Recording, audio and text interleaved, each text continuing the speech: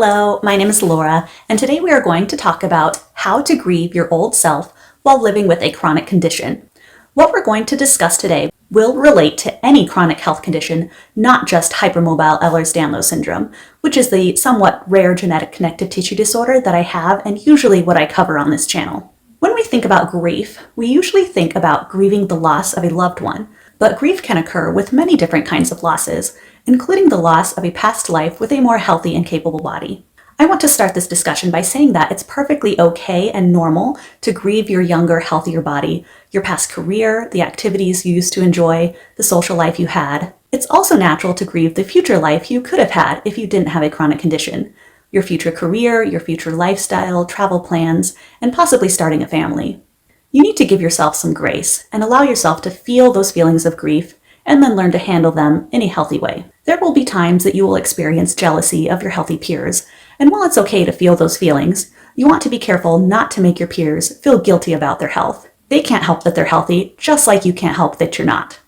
On that same vein, when a friend complains about having the flu, or spraining their ankle, or some other acute illness or injury, be mindful not to invalidate their experience by bringing up your chronic condition and how you think it's so much worse than what they're going through. Comparing yourself to others in that way can make you seem unsympathetic and a little condescending. Having a good support system is extremely important, so be sure not to push away your loved ones by being self-centered.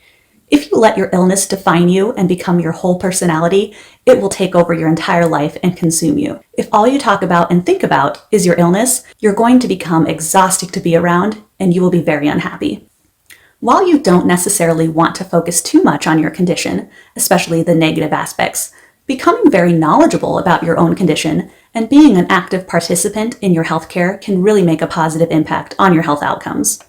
Having some sense of control over your treatment options and being well informed about the risks versus benefits of those treatment options will help you feel like you're in the driver's seat of the struggle bus that is your illness and not just an unwilling passenger along for the ride.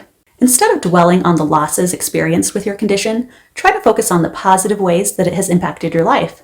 For example, I had to give up martial arts and running, but I discovered a new hobby that I really enjoy, making YouTube videos. I've also managed to incorporate aspects of those lost hobbies into my new life, like teaching self-defense to family and friends and going for walks instead of running. I've also leaned into some of my other hobbies, such as watching anime and YouTube content, cooking, reading, organizing, and slow fashion. Since I can't control my underlying chronic condition, I try to focus on the things that I can control, like my attitude and outlook on life. And I also try to make a real effort to self-manage my symptoms, such as staying consistent with muscle strengthening and joint stabilizing exercises. Joining Facebook support groups has also been helpful in my grieving process because it makes me feel less alone with my rare condition, and they're also great resources of information, both good and bad information I should add.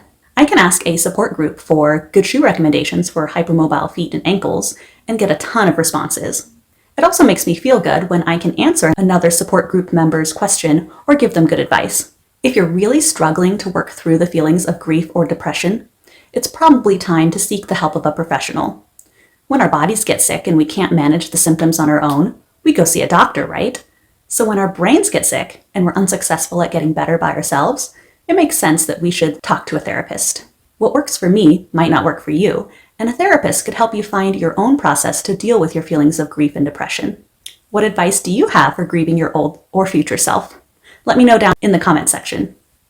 If you like what I'm doing with this channel, the easiest way to show support is to like, subscribe, comment, and share. That will help these videos reach more people. As always, thanks for watching and see you next time.